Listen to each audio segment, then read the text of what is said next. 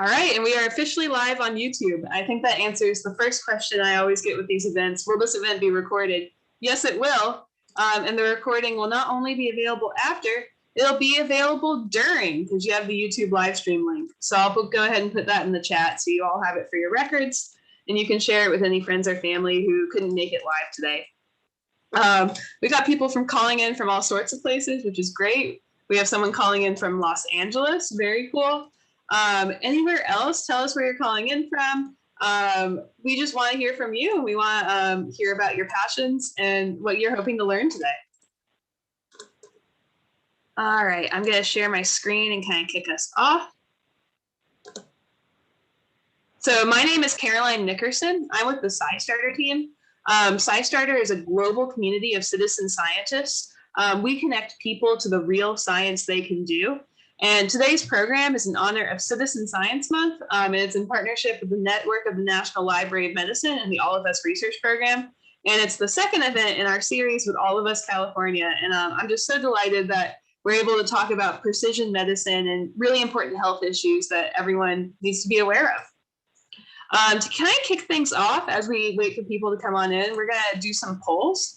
So please, there are no wrong answers here. Answer whatever you think is best. We just want to know, have you ever participated in a citizen science project before? And if you don't know what citizen science is yet, that's okay too. Actually, I like that better because I love being able to talk to people about it the first time. But even if you've done a billion citizen science projects, you'll still be able to learn something new today. So I will let everybody get their answers in. I'll give you a second to vote. Awesome, awesome. I'll give you a few more seconds. Let's let everybody get in there. All right, I'm gonna end the poll. Share those results. So it looks like the majority of you, 71%, have not done citizen science before. 12% of you have, and 18% of you are unsure. No worries. You will learn everything you need to know about citizen science to get started today. And now we want to know, have you heard of All of Us California? Answer yes if you've heard of All of Us California before. Answer no if you haven't heard of All of Us California before. And if you're not sure, that's okay too. You can let us know if you're not sure. So get those votes in.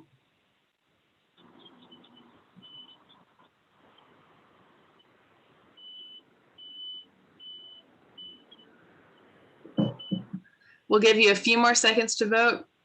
3, 2, 1, and I'm going to end the poll. We'll share those results. So the majority of you, 75% of you, have heard of All of Us California before, but 25% of you haven't. Oh, and if you're watching on YouTube, feel free to let us know your answers to these questions in the YouTube comments.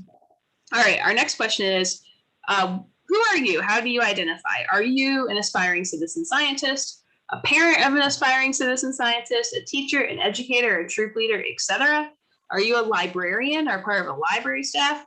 Are you a researcher or a practitioner? Are you just a bored person on the internet? Or are you none of these? Answer however you identify. And if you're looking for a category, we all can be aspiring citizen scientists because citizen science is for everybody. Anyone can be meaningfully involved in advancing scientific research.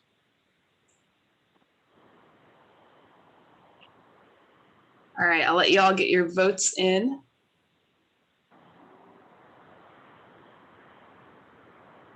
All right, I'll end the poll in just a few seconds, so make sure to vote if you haven't voted yet.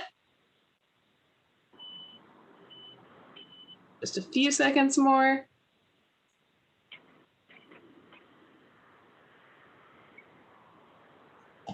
All right, 3, 2, 1, and we're in the poll.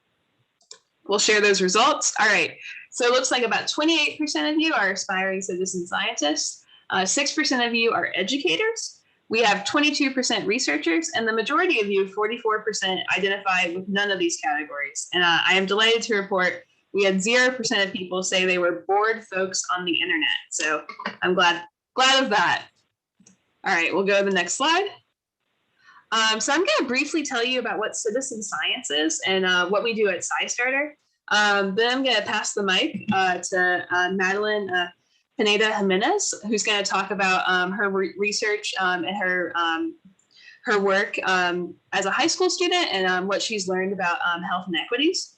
And then Yesenia Hernandez Cruz is going to talk about how you can participate in All of Us California and this exciting precision medicine study.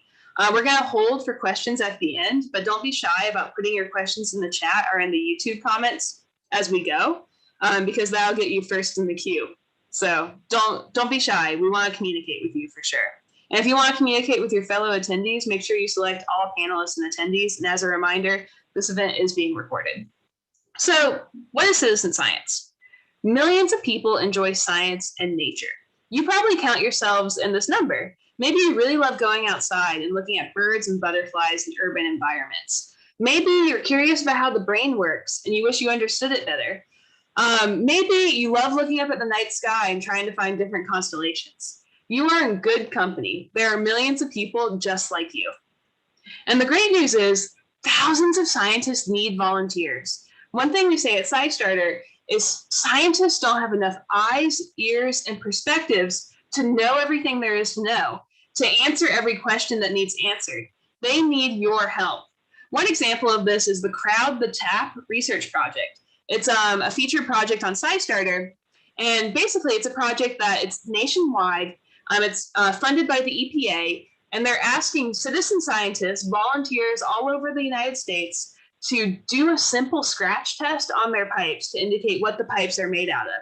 And believe it or not, that simple scratch test saying your pipes are made of lead or your pipes are made of plastic or whatever your pipes are made out of, that simple scratch test allows these researchers to create an inventory of safe drinking water. They could not do that research without your help.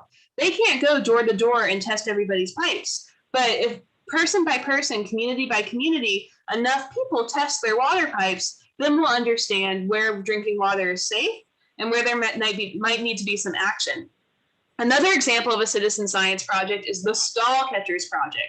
Stall Catchers is an online game that you can play from anywhere in the world to analyze blood vessels for researchers at Cornell University who are seeking to accelerate the search for a cure to Alzheimer's disease. Just by playing a simple online game, you're able to annotate scientific data and speed up their research ×5.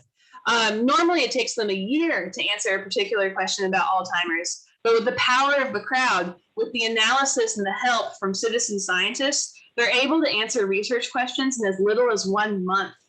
That's phenomenal to me. The fact that we're stronger together, we can accomplish so much more together, and we can use science as a tool to discover something new about the world. Quite frankly, that's inspiring. And you might be wondering, well, who can be a citizen scientist? Anybody can. Anybody of any age, anywhere in the world can move science forward, either by collecting or analyzing data for these ongoing research projects, and sometimes even creating research projects themselves. But sometimes they can't find each other. These people like you who are so passionate and who want to make a difference can't find the researchers who need their help. That's where Scistarter comes in. We connect them. We connect you to the real science you can do. You can search thousands of projects, events, and tools that people have added to Scistarter for you to discover. And you can do citizen science any day of the year. But April is our excuse to kind of kick things up a notch. It's a little bit like the Super Bowl for citizen science. That's one reason why we're here today. We planned these events as part of our celebration. We wanted to learn together, to explore together in honor of Citizen Science Month, which is presented by Scistarter and Arizona State University and supported by the network of the National Library of Medicine and made possible through work with amazing partners like All of Us California. So if you go to citizensciencemonth.org, you'll find over 100 events that people from all over the world have added. Just as a quick example, on Wednesday, we had an event where there's a speaker from every single continent, including Antarctica, talking about how volunteers just like you, without any special training, have been doing really inspiring science. Their libraries have been planning events. I know the Los Angeles Public Library is doing a citizen science event with NASA next week, where you can help measure tree height and help NASA scientists do really important research about the environment. And citizen science is so diverse. It's everything from astronomy to biodiversity to health to zoology and everything in between. If there's a science for something, then there's a way that you can be meaningfully involved as an individual. So I really encourage you to go to Scistarter and find a project that resonates with you. Because citizen science is ultimately a collaboration between researchers and those of us who are curious, concerned, and motivated to make a difference. So it's how we can make an impact on the issues we care about and help science. One way we like to phrase this at Scistarter is citizen science allows us to turn our curiosity about the world into real impact. It allows us to answer questions that wouldn't be answered without our help. And you have over 3,000 projects, events, and tools you can explore. When you go to Scistarter, this is what you see. But we fully recognize that that can be a little overwhelming. So that's why for Citizen Science Month, we partnered with the network of the National Library of Medicine to create a featured projects page to kind of step you through things. If you go to scistarter.org/NLM, you'll see an easy one-stop place where you can make your Scistarter account to keep track of all the amazing research you're doing, where you'll be able to explore a tutorial available in English and in Spanish, and where you'll be able to see different featured project recommendations. These include the Conario project, where you can build your own air quality sensor to study particulate matter. This includes the IC Change project, where you can describe what's going on with weather and the environment in your community to help researchers understand how the environment might be changing. Just your own observations, the things you see in your community, that's real data that matters to researchers. Your lived experience really matters. You'll also find on scistarter.org/NLM some articles and additional material we've written about the All of Us research program. And you're in the right place because when you make your account on scistarter.org/NLM, we ping you about cool events like this one. I think a few of you may have come from that page, from that community, to join us here today. So in conclusion, I'm just really delighted to be talking to you, to do citizen science with you. And I hope that we can make a difference together. And our featured speaker today is Madeline Pinina Jimenez. She's from USC Hybrid College Prep, and she did her internship with Yesenia Hernandez Cruz, who's part of the All of Us research program at USC. So we're going to be learning from her today. And one reason we wanted to do this presentation is it dovetails really well with the idea of citizen science, public engagement, and research by thinking critically about the field. So what happens when we engage folks in biomedical research? Madeline, take it away. Educate us about this important topic. Hello, everyone. Thank you for joining today. My name is Madeline Pina Jimenez, and I'm looking forward to talking to you today about reasons for mistrust amongst underrepresented minorities in biomedical research. The overall goal of my presentation is to encourage students from my community to be young advocates of health. Next slide. Here are some current facts about me. I am a senior at USC Hybrid College Prep and a student intern for the All of Us research program and a 2021 fieldwork candidate for honors at my school. My goal and my future plans is to attend a four-year university this upcoming fall. I'm going undeclared, but my top career choices are public health, healthcare economics, healthcare administration, or international studies focusing on health and medicine. My presentation today is going to be about the participation of underrepresented minorities in biomedical research, specifically Black, African American, and the Latino communities. These are the communities I grew up closest with, and I want to encourage and educate high school students to be involved in health research, as well to be advocates for issues in the healthcare system. I researched data from various sources on Black and Latino population. This is what I found. I found that African Americans make up 12% of the US population and represent only 5% of those enrolled in clinical trials.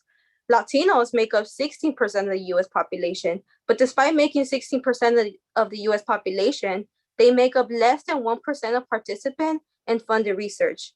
These percentages are low compared to the majority. Some of the factors I found to be the reasons for low participation and mistrust are racial biases. Racial biases are attitudes or stereotypes that affect an individual understanding their actions and their decisions in an unconscious manner. Cultural fears. such as the fear as being used as a guinea pig, disparities in access to healthcare. Black and Hispanic population appear to have lower levels of health insurance coverage. Treatment can be expensive, especially in low-income communities. Language barriers, specifically toward immigrant communities. Most do not understand English. Reading levels are high in medical documents. Therefore, medical terminology can be very difficult to understand. And lack of diversity within medical professions. 5% of physicians are Hispanic, 5.8% of physicians are Black or African American, compared to the 56.2% of white physicians. There has been major past incidents that led to mistrust in unrepresented communities. For example, the Tuskegee trials.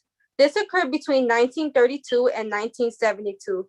The U.S. Public Health Service followed hundreds of poor Black men in Tuskegee, Alabama, the majority of whom had syphilis. And the researchers wanted to understand the natural course of the disease. This experiment was considered unethical because the men were denied highly effective treatment for their condition. And even after being used as test subjects, they were actively discouraged from seeking medical advice. The Tuskegee study is an often cited contributor to delays and avoidance in care seeking. For example, low participation in clinical trials and overall worse health indicators among Black men. Another example of past incidents that led to mistrust was the LAUSC USC forced sterilization. This occurred between 1969 and 1973. Mexican and Chicano women were disproportionately targeted by involuntary sterilization. A case as a result of this incident was the 1981 Midgigal versus Killigan, which was a lawsuit filed by 10 Mexican American women against the Los Angeles County USC Medical Center for sterilization. Now, this happened very close to home. And the reasons why it is said to have occurred, and as one of the reasons I mentioned for low participation and mistrust, was lack of information and language barriers. Again, medical terminology was not provided in different reading levels. These were Mexican women with minimal English proficiency. And to mention, they were residents of East Los Angeles, which even today has a predominantly Latinx population. And in the 70s, they had very limited medical and educational resources. To highlight Dr. Bernard Rosenfield, he was a physician at the County General Hospital, and he exposed testimony on the doctor's malpractice. In the end, the hospital won the case, and the 10 women did not receive justice for what had happened to them. There are still incidents that are impacting people of color now. We see history repeating itself. An example of that is the 2020 sterilization and ICE detentions. At least 57 women in a Georgia ICE detention center say they were forced or pressured into having gynecological procedures. These were mostly Black and Latina immigrants. The women said that they were threatened with retaliation if they pushed back on recommended procedures. They described a pattern of awakening from these surgeries to discover their fertility was compromised and they were unable to get pregnant. The Department of Homeland Security has not done much to put an end to this, and there has been very little news coverage about the topic. The next point I would like to make is how Black women are dying at insignificant rates during childbirth. This demonstrates one of the many ways there are disparities in healthcare. Black women are 2 to 3 times more likely to die from pregnancy-related causes than their white counterparts. Most pregnancy-related deaths are preventable. Pregnancy-related death per 100,000 live births for Black women older than 30 was 4 to 5 times as high as it was for their white counterparts. In the United States, Black women are 2 to 6 times more likely to die from complications of pregnancy. Reasons are said to be that Black women are undervalued and not monitored as carefully. So when they present with symptoms, they are often dismissed or ignored. Now that we have seen examples of incidents that have occurred in the healthcare system, there are harmful beliefs that leads to more disparities and that are the root cause of those incidents. 40% of first and second year medical students endorse the belief that Black people's skin is thicker than white people. These false ideas about Black people's experience of pain can lead to worrisome treatment disparities. Additionally, these biases led to prescribing Black patients with little to no pain medication. Black and African American patients were 22% less likely than their white patients to receive any pain medication. In recent years, medical schools have been focusing on healthcare inequalities, but despite progressive change, there is much more that needs to be done. The history of harmful beliefs. These harmful beliefs are a result of racism in medicine with roots of 2,500 years old. Since slavery, African Americans have had the worst healthcare, the worst health status, the worst health outcome of any racial or ethnic group in the US. And why did this happen in the first place? Well, many famous doctors, philosophers, and scientists of each historical era were involved in creating and perpetrating racial mythology and stereotypes. These theories were taught in US medical schools in the 18th, 19th, and first half of the 20th centuries. They went from biological to sociological based belief as science advanced and as time began to get more progressive.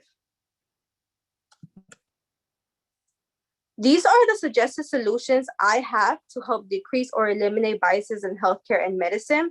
The first is medical school curriculums that educate students on racial biases ingrained in the healthcare system. There are some schools that I would like to acknowledge them, and it's the Anti-Bias Training Program at Johns Hopkins School of Medicine and the Ohio State University College of Medicine. I suggest that we invest more into the Diversity Pipeline Program. These programs provide underrepresented groups with career exposure and development. This will help diversify medical staff. And some programs in the Los Angeles area is the UCLA Pipeline Program for Rising Medical Students and the Office of Diversity of Inclusion Pipeline Program at the Keck School of Medicine of USC. And lastly, to learn new languages and familiarize oneself with other cultures. Spanish is the second most spoken language in the US. There are many Spanish-speaking people, especially here in California, and there's also a growing Asian population in California as well. So languages like Mandarin and Korean are also high in demand. These are ways to confront or report healthcare discrimination. We have made great advances addressing discrimination in healthcare. One of the lead initiatives is the Global Funds Breaking Down Initiative. This initiative targets discrimination. It funds interventions on stigma and discrimination reduction. It provides training for healthcare providers on human rights and medical ethics. And they have law enforcement agents, legal services, and law reform. If you witness or face healthcare discrimination, you can contact the Office of Civil Rights or file a report at the Department of Health Care Services. As a patient, you have the right to request a different healthcare team if they are not meeting your needs. Some of the healthcare rights I will be mentioning to you that you have is you have the right to receive treatment for certain mental health conditions. You have the right to get a second doctor's opinion. You have the right to know why your health plan denies you service or treatment. You have the right to understand your health problems and treatments, and you have the right to give informed consent when you have a treatment. I will provide you with this helpful resource that someone will place in the chat for you.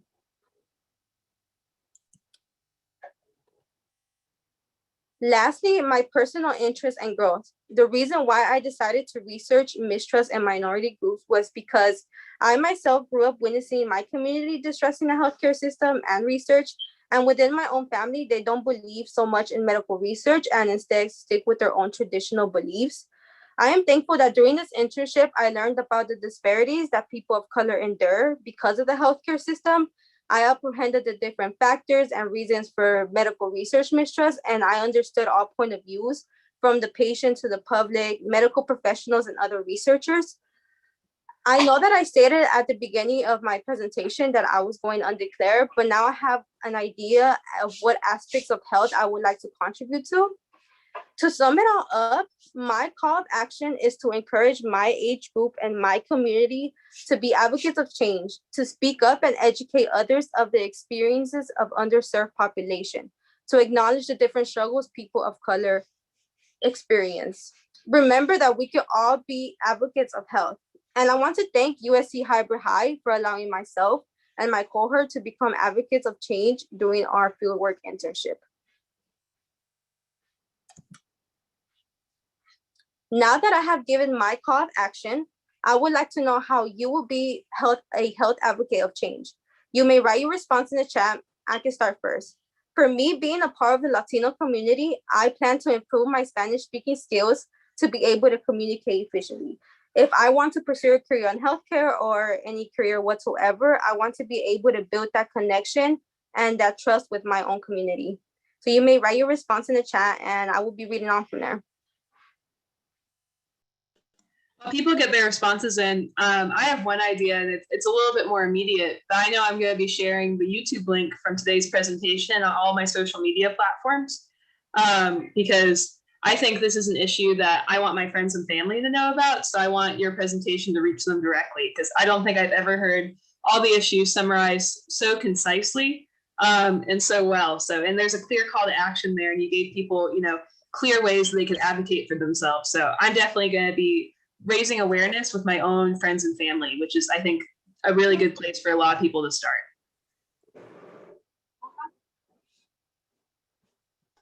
So Josh said you will go ahead, Caroline. Oh yeah, I was just asking what are people saying in the chat. I'm just curious. So Teresa, I'm sorry if I mispronounced your name, says yes, much to be done. So Reverend you guys have. Okay, Yesenia, she would like to learn more about traditional medicine practices in her community. Josh said he will participate in research about my conditions. Ingrid Morales says she would like to learn more about the healthcare rights and how to help others understand their rights. These are all great responses.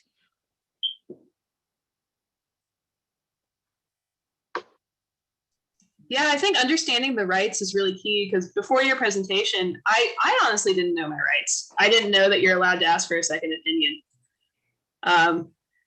So I think just telling your people in your own lives about their rights, that's a really great first step. Jacqueline, I will be starting a nursing program soon. Wow, that's amazing. Congrats. And I would like to improve my medical terminology. Elizabeth, I am currently a health educator to family care specialist, medical group working with Medi-Cal and Medi-Cal, and educating seniors on state-funded insurance programs. And having knowledge of rights and access is important. I agree. Participating in citizens in science to help scientific research that is directed to public health. Sarah said, learn more about health condition and rights to help people with language barriers. Ms. Battizi said, doing everything possible to support amazing students like you and their internship. So proud of you. Thank you, Ms. Battizi. Shout out to you. Jacqueline said, I'm inspired by this in-person. Thank you for the great information. You are very welcome.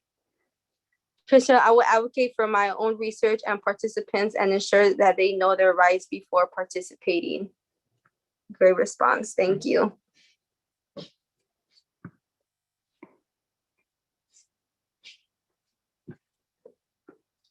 I do see a question in the Q&A, just an FYI that we will get to the Q&A questions after Yesenia's presentation. So I think maybe Madeline can take a few more calls to action from the chat, and then we'll let Yesenia present, and then we'll go back to Q&A.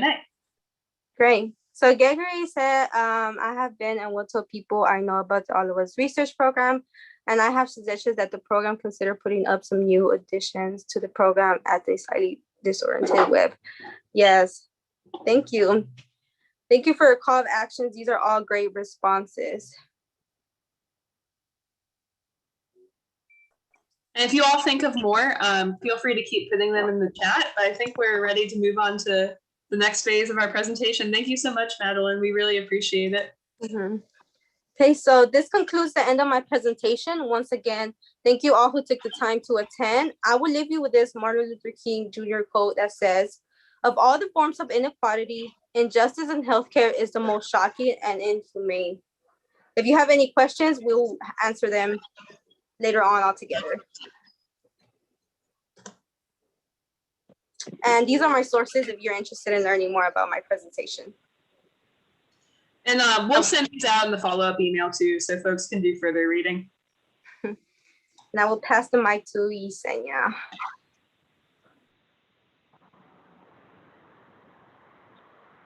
Hi, everyone, and thank you so much for being here. I want to quickly congratulate Madeline for her progression through our internship and for putting together such an insightful and thorough presentation. As you can see from the comments, it was very well received, and hopefully we can move forward with our individual calls of action. We are really proud of you here at USC. My name is Yesenia Hernandez Cruz, and I am the Community Engagement Lead for the All of Us Research Program at the Keck School of Medicine for USC. Next slide, please.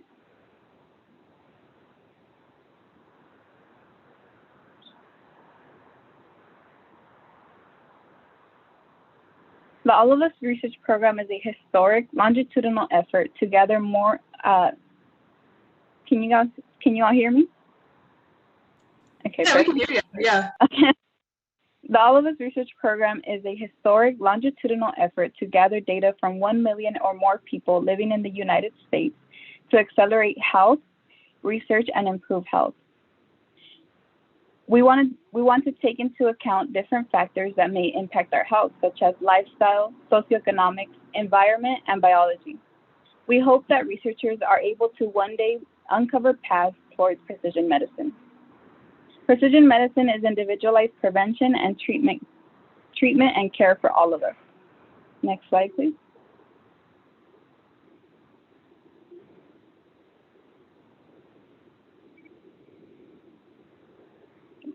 Having access to such a large and diverse database may help answer questions such as the following. How can we prevent the chronic pain that affects more than 100 million people across the United States each year? Or how can we help researchers develop more cancer cures that will work for the first time so that we may skip over the painful trial and error chemotherapy? Can we slow or potentially stop different kinds of dementia? How can we drive sustainable interventions that may help support health equity? Is there a way that we can develop pain medicine that potentially may not be addictive? Or how can we develop better treatments for diabetes, which affects 10% of Americans? Or how can we potentially prevent diabetes altogether? Next slide, please. The core values of the All of Us Research Program are as follows. Participation is open to all. Participants reflect the rich diversity of the United States. Participants are our partners. Trust will be earned through transparency. Participants have access to their own information. Data is accessed broadly for research purposes.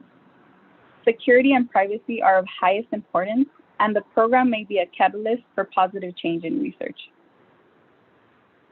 Next slide, please. Participants are asked to enroll online and complete the interactive consent forms and authorize sharing their electronic health records. Within the same online platform, participants are also asked to complete 6 health surveys. Through the progression of the study, participants will be able to answer further surveys regarding and according based on an ongoing basis. Participants are also asked to have their physical measurements taken and to provide biosamples in the form of blood and urine samples. Due to COVID regulations, this part of participation is not available at the moment. Our sites are slowly opening up and incorporating inclusive protocols to address this. Once you become a registered participant with USC, we will reach out to you directly to inform you about any possible upcoming appointments or any changes to our current protocol. Next slide, please.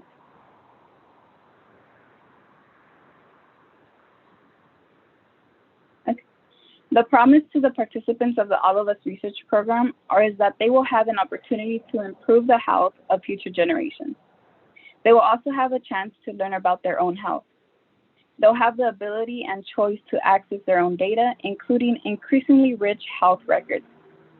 There is an opportunity to ensure that your community is included in the studies that lead to new understandings of what affects people's health. There's a chance to learn about additional research opportunities that may interest you. And you also have the choice to meet others like you, perhaps even joining them and proposing to do research together. Because this is a long-term relationship, the value to participants and to researchers will grow over time. The All of Us Research Program takes this approach to privacy and security. It is guided by privacy, trust, and data security principles developed by experts with input from the public. The data warehouse is built with the most advanced security available. Experts have done and will continue to do rigorous security testing. Data is encrypted and direct identifiers are removed from any patient information. Researchers must agree to a code of conduct before accessing the data. Participant preferences will be respected and are protected by a certificate of confidentiality. We are committed to transparency in the event of a data breach. Safeguarding your identity and the data is to the best of anyone's ability is our most important responsibility. Next slide, please. The All of Us research program's objectives are to nurture relationships with 1 million or more participant partners from all walks of life for decades. We want to catalyze the robust ecosystem of researchers and funders hungry to use and support it. We want to make sure that we deliver the largest, richest biomedical research ever, making it as easy, safe, and free to use as possible. We want to build and maintain a strong All of Us team capable of achieving the program's mission. Our mission is to accelerate health research, enabling individualized care for all of us. Next slide, please.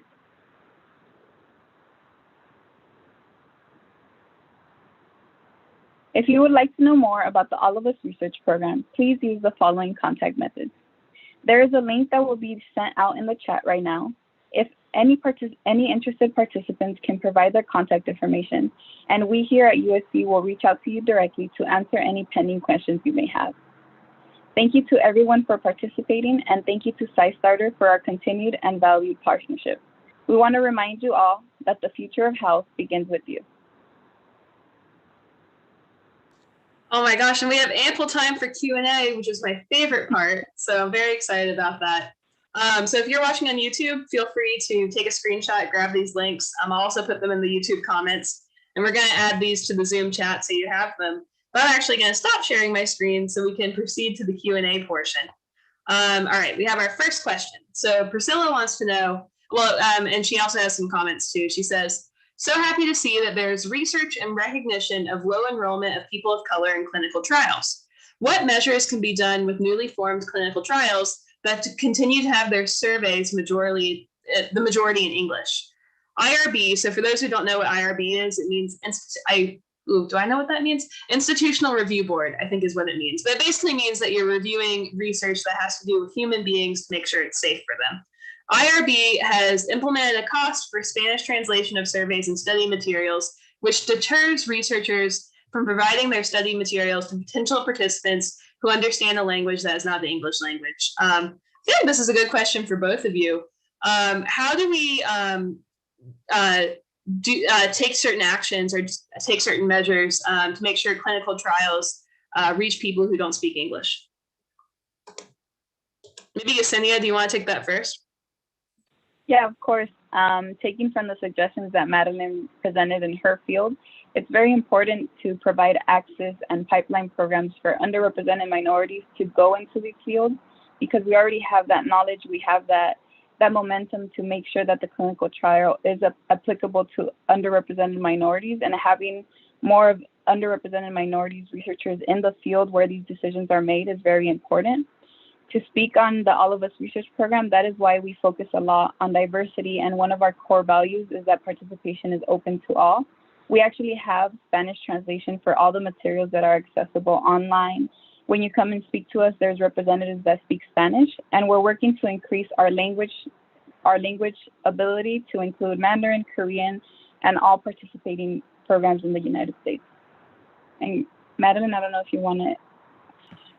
I can add on to that as well, as to include more diversity in researchers as well, and other healthcare and other medical professions.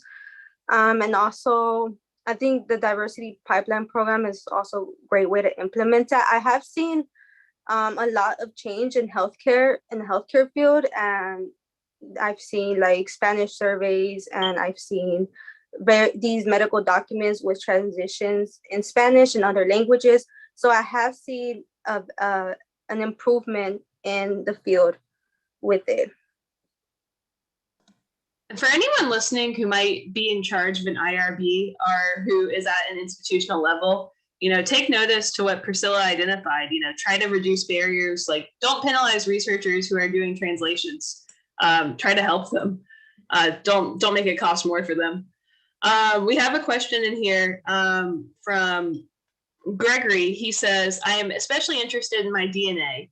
I have so far only participated a little in the All of Us program, but plan to delve in further. Can I still arrange to receive my DNA information? Yesenia, what's the answer to that one?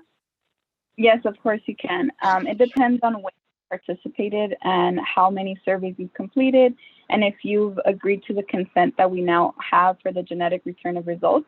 Once you log into your participant portal, which everyone has one as soon as they register, you'll have any identifications or notifications on any pending materials that you may have, whether that be a consent form or a pending survey. You may also follow that, and your DNA results, once they're available, will be posted on your participant portal as well.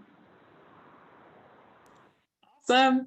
I have a question for Madeline. So you covered, the history of this issue, the relevance for today, and what people can do in their own lives. I wanted to ask about your research process. How were you able to select different examples? And, you had such a rich bibliography at the end, too, like a rich works cited. How did you narrow it all down into one? I would have been overwhelmed, so I want to know how you were able to do it. Yes, it was overwhelming. I had already knew some of these things on the top of my head, but when I got into the research, I was like, wow, I did not know this information. And also Yesenia, I believe for the LAC USC for sterilization, she showed me a documentary called, I believe, was it All of Bebés? No Más Bebés. It was called No Más Bebés documentary, and it was a documentary that highlighted the things that happened to these women, and I got to learn a lot more with the documentary, and I started to do my research from there. And I also started to research pain assessment in Black patients, and that's where I came up with my research on how Black patients aren't receiving little to no pain medication, and that's how I got my information from that. So at the end, it was mostly my curiosity and these issues, and I was wondering that I just kept making more questions for myself so that I can build on that and continue researching. Yeah, and I just want to that characteristic of Madeline. Every time we talked about a certain issue or brought up different research topics within her presentation, she was always asking questions, always making sure that she knew everything that she knew impacted the communities that were close to her. And as she mentioned, she grew up with the Black, African American, and Latino populations. So I'm very proud of the investment that she took to research all these different topics and incorporate them into her presentation. Yeah, and to add on, it was also very personal to me because I witnessed these things in my community. And as I mentioned in my presentation, I grew up in a low-income Black, Latino community. So I got to witness these things firsthand. Yeah, and I think Yesenia, you mentioned Madeline's curiosity about this, and Madeline, it's amazing that you were able to, seek out all this research and ask all these different questions about an issue that is so resonant. For people who are looking to do their own research, what advice would you have for them? I would just suggest there is watch documentaries, be involved with the community to learn more about these disparities and these inequalities in the healthcare system, to keep up to date with things that are constantly changing in the healthcare system, to be advocates in their school, to speak on the experience of people of color, to be advocates and learn from that and do their research from there on. That's phenomenal. And Yesenia, as an educator, working with curious students like Madeline, what advice would you have for other folks who might be an internship supervisor or an educator in any role who is mentoring people in this field?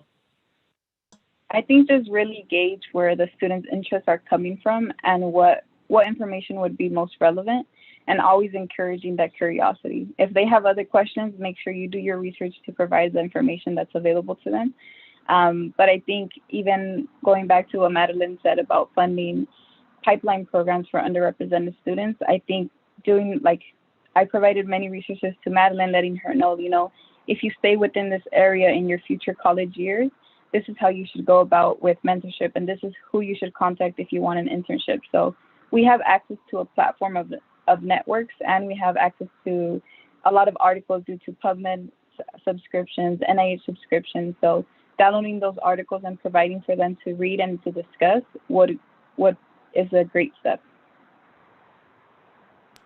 Yeah, that's awesome.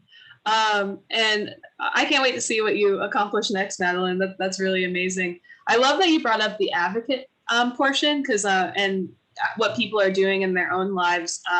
So if you all have more ideas about how you want to be an advocate for health, don't be afraid to put those in the chat. We'd love to read those out. But I want to ask my favorite question, and I'm not sure which one of you should answer first. So I'll let whoever wants to jump on it can. But with this topic, since you started researching it to the present, is there anything you encountered that really surprised you that you didn't expect? Yesenia, you can take it, or Madeline, you both can take it. It's up to you. I love asking people about surprises. I think that's the best way to learn and grow. Of course, I can go ahead and start, Madeline. One thing that I found most surprising just supervising Madeline in her research is how early on in her career she's being exposed to these things, and how she took it and was able to put on a presentation for that.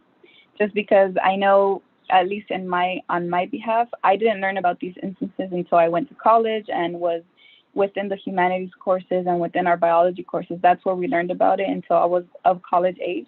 And I'm very happy that within this program, I was able to present this information to Madeline at an early age, and she was able to take it on. I think what was most surprising to me working within the USC system was to watch that documentary with Madeline about No Mas Bebés and seeing how close the impact of these biases and these discriminations have been, especially within the Latino and Black communities in this area. For me was when I was doing my research, and I came upon that these things are still happening today.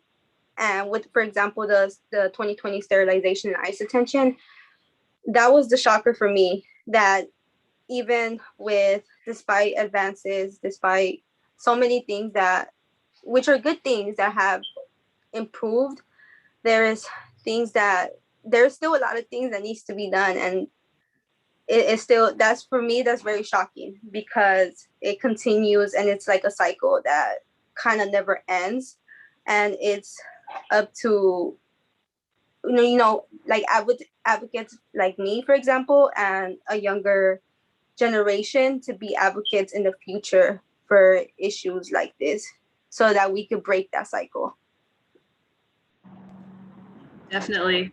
Are there any misconceptions in this field that you think are commonly held? I think, well, one of them I think you might have just named, which is that people think it's not happening today, but it very much is. Are there any other misconceptions that you think people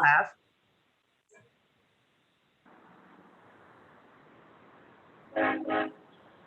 Would you like to go, Yesenia? Yeah, I was just going to mention, I think some of the misconceptions that some people have are currently being addressed by the All of Us research program, just a slight insert.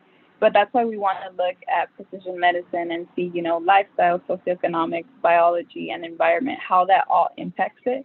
Because I think there's different layers to the healthcare system that may impact the type of healthcare that you receive. And then Madeline, if you want to expand on it. For me, I think something, I'm not sure, because I haven't had a career in healthcare yet, but I've heard that, for example, researchers, they only care about the popularity of their research and of their studies more than, where they received that research from, or that they discredit like where they received that research from. So I've heard a lot of things about researchers and how they've done certain things. Yeah, these are really important things to think about. I think I'm going to give you all a few more seconds to ask questions. Otherwise, I think we'll wrap up. But my last question is there anything you haven't told us yet that you want to make sure that we know before we end the event today? Any other like closing words for us or things that we haven't had a chance to talk about yet? Yeah, I think, Caroline, if you can expand about how this event came about. I remember when we did an event with one of the Los Angeles public libraries, you mentioned, it's kind of like voting. So we can only vote once we become 18 years of age, just like the eligibility for the All of Us research program. But that doesn't mean that you can't advocate for this program to come into your community, speak about this program to your family and friends, see if they want to be involved. And then once you become 18, be an advocate of change with your participation. Yeah, definitely. I said that just this morning because so it's Citizen Science Month, and I've had the chance to virtually travel to libraries around the country, and I was chatting with a library in Missouri this morning with their Little Bug Club, which is really little kids, and they wanted me. The librarian had a question about all of us, and I said, "Well, I know you all are 4 years old, but." I gave the example of the glasses, which I think I lifted directly from one of your presentations, Yesenia, about the right treatment for the right person. I'm like, if I gave you all my glasses, you wouldn't be able to see out of them. And some of you are wearing glasses, I wouldn't be able to see out of your glasses. So don't you see why it's so important to have the right treatment for the right person? Wouldn't that be amazing to do that for everything in medicine? Anytime you go to the doctor, it's just for you. And all the kids were like, yeah. And I said, well, do you all know what voting is? And they were like, mostly. And I was able to make that comparison again. But I really do think it's true. I mean, this topic matters whether you're 9 years old or you're 99 years old. So I'm excited to see people of all ages engaged in it and thinking critically about it, which is really important too. Madeline, do you have any more closing messages for us or anything else you haven't mentioned? Yeah, I just want to say one last thing for anyone who's listening who is my age, a high school student or an adolescent, whatever, to continue being advocates, continue speaking about these issues, volunteer, be active in your communities, continue educating yourselves. And don't ever stop learning about these issues. And that's all I have to say. I think that's the perfect note to end on. So thank you for that call to action, Madeline, and Yesenia and Madeline both. Thank you for educating us. If you ever want to do another virtual event with Scistarter, we're always in. I think the All of Us research program in All of Us California, you all are such a rich resource for your community and you're making the world a better place. So Madeline, can't wait to see what you do next. And everybody have a wonderful Friday and a fantastic Citizen Science Month. Bye, everybody.